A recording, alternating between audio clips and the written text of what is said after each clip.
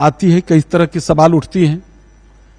हर सवाल को पर वस्तु स्थिति स्पष्ट करने के लिए हम सबों के नेता बिहार के माननीय उप मुख्यमंत्री जी विजय चौधरी जी आप लोग को संबोधित करेंगे।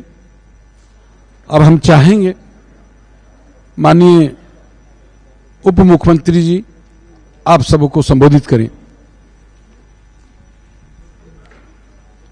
हमारे अध्यक्ष उमेश जी, गांधी जी और अनिल जी के साथ यहाँ उपस्थित तमाम मीडिया के साथी, आपको हमारे प्रदेश अध्यक्ष जी ने जानकारी दी है कि खास तौर से आप लोगों से बातें करने के लिए ही हम लोग आज यहाँ पर उपस्थित हैं। वैसे एक चीज आप सबको मालूम है कि कल सरकार विधानसभा में विश्वास मत हासिल करने जा रही है। मतलब मुख्यमंत्री जी ने विश्वास मत प्राप्त करने का प्रस्ताव पहले ही विधानसभा सचिवालय को उपलब्ध करा दिया है और उम्मीद है, और उम्मीद ही नहीं बल्कि इसी खास उद्देश्य से कल विधानसभा की बैठक भी बुलाई गई है। तो स्वाभाविक रूप से आज हम जो कल विश्वास मत का प्रस्ताव विधानसभा में आने वाला है, तो आज हमारे यहाँ जो एनडीए के हमारे साथी हैं सबों में आपस में बातचीत का सिलसिला जारी है और हमें पूरी उम्मीद है कि हम बड़ी ही मजबूती से विश्वास मत प्राप्त करेंगे। हमारे पास सिर्फ साधारण बहुमत नहीं है बल्कि मजबूत बहुमत है और हमारी सबसे बड़ी पूंजी और ताकत जो इस सरकार की है वो ये है कि यह सरकार श्री नीतीश कुमार जी के द्वारा आशीर्वादित सरकार है और उन्हीं के द्वारा यह स्थापित सरकार है। इसलिए इस सरकार को बहुमत प्राप्त करने में कोई दिक्कत नहीं है, क्योंकि आप सब जानते हैं कि हमारे मुख्यमंत्री जी श्री सम्राट चौधरी जी ने भी कई बार कहा है कि हम लोगों के नेता नीतीश कुमार जी का पूर्ण समर्थन ही नहीं उनको प्राप्त है, बल्कि यह सरकार भी उनके जो बताए रास्ते हैं, उन्होंने जो कार्यक्रम शुरू किया है या जिस तरह की सोच उन्होंने बनाई थी, जिन कार्यक्रमों को वो लागू करना चाह रहे थे, वर्तमान सरकार भी उन चीजों को आगे बढ़ाने में हमेशा उसको प्राथमिकता देगी और उसी रास्ते चलकर और भी बिहार की जनता के हित में जितने फैसले हो सकेंगे वो सब लिए जाएंगे। ये हमारे सरकार का और मुख्यमंत्री सम्राट चौधरी जी का भी फैसला है। और आप सब जानते हैं कि जो रास्ता नीतीश कुमार जी ने इस बिहार के लिए बनाया है वो कितना लोकप्रिय है और कितना लोगों की पसंद का रास्ता है कि पिछले लगातार 20 साल से लोगों का अटूट समर्थन एनडीए सरकार को मिल रहा है और आज फिर एनडीए की सरकार दूसरी सरकार है जो अभी कुछ ही दिन पहले 25 में चुनाव हुआ। जनता ने इतना प्रचंड बहुमत दिया, प्रबल बहुमत दिया, फिर बीच में हमारे मुख्यमंत्री जी ने, जो तत्कालीन मुख्यमंत्री जी, उन्होंने राज्यसभा जाने का फैसला किया, तो स्वाभाविक रूप से नई सरकार बननी थी। नई सरकार बनाने के लिए उनका आशीर्वाद सम्राट चौधरी जी को मिला और भाजपा ने उनका नाम तय किया और हमारे मुख्यमंत्री जी का आशीर्वाद मिला। ये सरकार बन गई है। सरकार नई जरूर बनी है, लेकिन रास्ता पुराना ही चल रहा है और पुराना ही चलेगा। ये हमारे मुख्यमंत्री जी ने भी कई बार कहा है।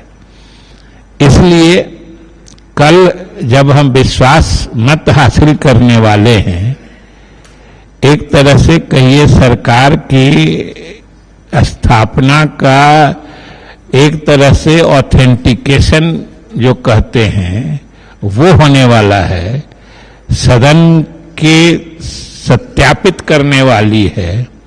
हम बिहार की जनता को भी भरोसा दिलाना चाहते हैं कि कल सदन में बहुमत हासिल होगा और सरकार जिसके लिए उन्होंने एनडीए के सरकार के नीतीश कुमार जी के नेतृत्व में समर्थन दिया था, और आज जो सरकार नीतीश कुमार जी के छत्र छाया में चल रही है, जो हमने वादे बिहार की जनता से किए हैं उसको हम जरूर पूरा करेंगे। ये नई सरकार का भी संकल्प यही है। इसलिए बिहार की जनता आश्वस्त रहे कि ये सरकार नीतीश कुमार जी के अधूरे कार्यों को पूरा करेगी। उन्हीं के रास्ते, उन्हीं के बनाए लीक पर ये सरकार चलेगी, और चलना लाजमी भी इसलिए है कि जनता ने तो 20 वर्षों में ये दिखा दिया है कि उसको अगर कोई पसंद है तो नीतीश कुमार का रास्ता ही पसंद है। इसलिए हमारी सरकार चलेगी। ये अलग बात है कि उस रास्ते पे चलते हुए उसमें जरूर नए काम या जनता के हित में अगर और कुछ नए फैसले हो सकते हैं, नई योजनाएं लागू हो सकती हैं, वो भी किया जाएगा। लेकिन आधार और रास्ता वही रहेगा। यही हम कल जो विश्वास मत हम प्राप्त करने वाले हैं, या जो हमारा प्रस्ताव है, जो हम इत्मीनान हैं या संतुष्ट हैं कि हम विश्वास मत अच्छे से हासिल करेंगे, उसके पूर्व संध्या पर या पूर्व दिवस पर हम बिहार की जनता को ये बताना चाहते हैं कि आपने जो हमें जनादेश दिया है, हम उस रास्ते से डिगने वाले नहीं हैं। हम आपकी आकांक्षाओं पर ही हम चलेंगे। मुख्यमंत्री जी, तेजस्वी यादव लगातार इस बात को कह रहे हैं कि आप लोग बिहार को आगे बढ़ाने की बात जरूर कर रहे हैं, लेकिन पूरा खजाना खाली करके सम्राट चौधरी भाजपा के हाथ में जो है सत्ता दिया गया है। 12,000 करोड़ का ऋण लेने का भी प्रयास आप लोग के द्वारा किया जा रहा है। इस पर क्या कहें? ये बताइए कि बिहार की जनता विकास देखती है कि खजाना देखती है? और अगर खजाना ही उनको देखना था तो जरा अपने राजकाज का खजाना मंगा ले कि जब पूरा वित्त विभाग ही लाल घेरे में होता था। इसलिए अभी कम से कम वो स्थिति नहीं आई है जिसमें उनकी सरकार चलती थी। और अभी अगर कोई 12,000 करोड़ का ऋण लेने की बात है तो कोई एक ऐसा समय होता है जब सरकार ऋण नहीं लेती है, और ऋण लेके सरकार विकास कर रही है। लगातार हर क्षेत्र में विकास हो रहा है। तो ये तो ऋण लेने की उपयोगिता, सार्थकता और औचित्य बताती है। तो ऋण लेके तो काम सरकार करती ही है, तो इसमें क्या आश्चर्य की बात है। लेकिन वित्त विभाग भी उस लाल घेरे में कहीं नहीं आई है अभी तक जो उनके समय में सरकार पूरे साल रहती थी, जब सरकारी कर्मियों का वेतन भुगतान भी विलंबित हो जाता था। इसलिए पता नहीं, हम लोगों को तो इससे ज्यादा उनसे उम्मीद भी नहीं है। विश्वास मत के बाद क्या मंत्रिमंडल विस्तार का कुछ स्वाभाविक है, होगा ही। हैं? जमीन खरीद बिक्री पर रोक लगी है, ये कौन समाचार आपको दिया कि आप दे रहे हैं? अरे जहां पर कुछ नया होने वाला है, जहां पर कुछ अलग से विशिष्ट विकास की योजना लागू होने वाली है, वहां के लिए बात हुई है ना। सब जगह कहीं आप जाइए ना, पटना में खरीदिए बिक्री, कोई नहीं रोकेगा। इसलिए किसी बात को जिस परिप्रेक्ष्य का हो उसी परिप्रेक्ष्य में देखना और कहना चाहिए। जमीन खरीद बिक्री पर सरकार ने कोई ब्लैंकेट बैन हर जगह के लिए नहीं लगाई है। कुछ खास जगह के लिए सरकार ने खास योजनाएं बना रखी हैं और स्वाभाविक रूप से उसका सुंदर और सुनियोजित विकास करना है। इसलिए उस बीच में कहीं कोई जमीन इधर से उधर न हो जाए, उसके लिए वो एक प्रिकॉशन का, मैंने एक तरह से कोई इधर उधर की चीज रोकने का वो निर्णय है। निशांत जी यात्रा पर निकलने वाले हैं, क्या नीतीश जी उनका साथ देंगे यात्रा? निशांत जी यात्रा पे निकलने वाले हैं, यह तो अति स्वाभाविक चीज है।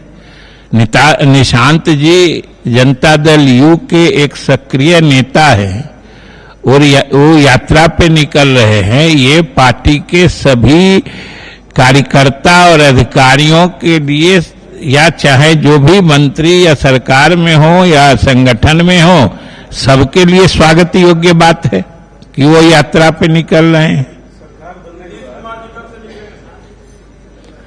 ये तो फैसला जब आएगा आपको मालूम हो जाएगा।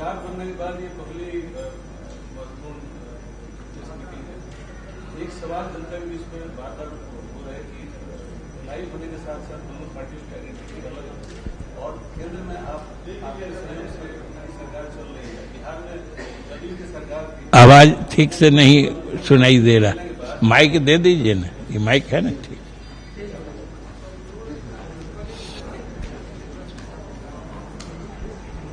हेलो सर, सरकार जदयू के सहयोग से केंद्र की सरकार चल रही है और बिहार में मुख्यमंत्री जदयू का था। ये कौन सी स्थिति हुई कि नीतीश जी ने जब पद छोड़ा तो यहाँ भी मुख्यमंत्री का पद भाजपा को चला गया, जबकि जदयू की लीडरशिप में भी सेकंड कमान में आपके जैसे कई बहुत ही मजबूत नेता मौजूद हैं। नहीं, ये तो हम समझते हैं कि बिल्कुल स्पष्ट है, इसमें तो किसी को कोई दुविधा नहीं होनी चाहिए कि अभी तक मुख्यमंत्री जी श्री नीतीश कुमार जी जनता दल यू की तरफ से थे और मुख्यमंत्री जी ने ही फैसला लिया कि इन लोगों ने इतने दिन तक बिहार में हमारा साथ दिया है। जब हमारी सीटें कम आई थी, 2020 को याद कर लीजिए, इस चुनाव के पहले की बात, वो 74 थे, हम 43 थे, तब भी भाजपा ने हमको मुख्यमंत्री माना था, हमारे नेता को। तो मुख्यमंत्री जी ने कहा इतने दिन तक इन्होंने मदद किया है तो कुछ हम लोगों को भी मदद करना चाहिए। सर 24 तारीख के बाद मंत्रिमंडल का गठन होगा तो शराब परिषद क्या पूर्ण रूप से बंद होगा सर या चालू? शराब के किसी नीति को मंत्री परिषद के विस्तार या नहीं विस्तार से क्या लेना देना है? किसी नीति को सरकार और मंत्री परिषद के विस्तार और घटाव से क्या मतलब है, ये बताइए। सरकार मंत्री परिषद का विस्तार होती है तो विस्तार होता है तो सरकार की नीति बदलती है। सरकार सब चेंज होगी ना, जैसे फिर एनडीए के सरकार में सम्राट चौधरी सीएम बने बीजेपी से और जदयू से नीतीश कुमार, तो सरकार आपको इस नीति में किस पार्टी का समर्थन नहीं लगता है? शराब जो बंद हुआ इस नीति में आपको किस पार्टी का समर्थन नहीं लगता है? फिर आनंद सिंह पार्टी हैं, वो उनकी व्यक्तिगत राय है। इसलिए सबसे पहले सवाल पूछने से पहले खुद चीजों को सही परिप्रेक्ष्य में समझना चाहिए। आज अगर हमारे उमेश कुशवाहा जी कुछ बोलते हैं तो ये पार्टी अध्यक्ष की हैसियत से बोलते हैं, कुछ बात इनकी व्यक्तिगत राय भी होगी, जो ये बोलेंगे तो कह देंगे कि मेरी व्यक्तिगत राय है, नहीं तो आप लोग को भी समझना चाहिए। सर, एक तरफ महिलाओं के सम्मान में बात करती है जदयू पार्टी, एक तरफ कल पप्पू यादव जिस तरीके से सोशल मीडिया पर आके अभद्र टिप्पणी की है महिलाओं को लेकर, बीजेपी की तमाम महिला नेत्री ने प्रेस कॉन्फ्रेंस करके उन्हें माफीनामा के लिए अपील की। जदयू की कोई महिला नेत्री नजर नहीं आई, कोई प्रेस। आपको मालूम है ना कि उसको महिला आयोग की तरफ से नोटिस दिया गया है और महिला आयोग की अध्यक्षा जदयू से ही आती हैं।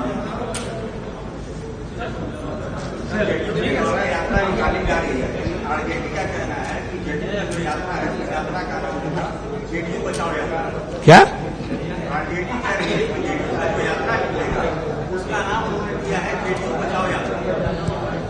तो आप ऐसा करिए कि सब लोगों को सब चीज को अपने स्टैंडर्ड से नहीं मापना चाहिए। जेडीयू के किसी यात्रा का क्या मतलब होता है, ये बिहार के लोगों को समझाना किसी दूसरे दल को नहीं पड़ेगा। जेडीयू के किसी यात्रा का क्या मतलब होता है, ये बिहार की जनता अच्छे तरीके से समझती है। और उन यात्राओं के जो सुखद परिणाम आए हैं, उसका फल, उसका मीठा फल जनता आज भी स्वाद ले रही है। सर, एक सवाल है कि शराबबंदी को लेकर के लगातार आप लोग कहते हैं किसका? शराबबंदी कानून बिहार में लागू रहे, लेकिन आपके विधायक हो या एनडीए के विधायक, शराबबंदी कानून खत्म करने की बात हम आपको बार बार कह रहे हैं ना, पार्टी, सरकार और विधायक, ये तीनों अलग चीज है ना। आप ये बताइए कि जो लोग भी बोलते हैं कि नहीं ये गलत बात है, वो विधानसभा में जब कानून बन रहा था तो क्या किए थे? पहले अपने तो सोचिए। आप किसी चीज को खुद बिना सोचे नहीं पूछना चाहिए। चलिए अब हो गया।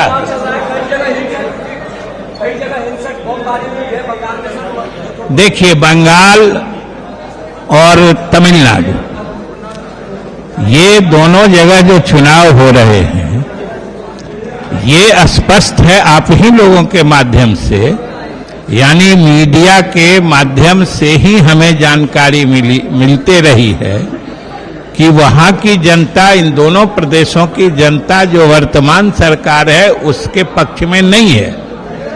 और जहां तक बंगाल में हिंसा की बात है, तो बंगाल की सरकार और सरकार के मुखिया, जो मुख्यमंत्री हैं लंबे समय से, वो तो हिंसक वारदातों के लिए ही जाने ही जाते हैं। वो तो जब इलेक्शन कमीशन के अधिकारियों को इलेक्शन कमीशन के द्वारा नियुक्त न्यायिक पदाधिकारियों को नहीं छोड़ सकते हैं, तो चुनाव में हिंसा उनके लिए क्या बात है। इसलिए बंगाल में चुनाव और राजनीति को हिंसक बना देने के लिए तृणमूल कांग्रेस जिम्मेदार है। हो गया। धन्यवाद।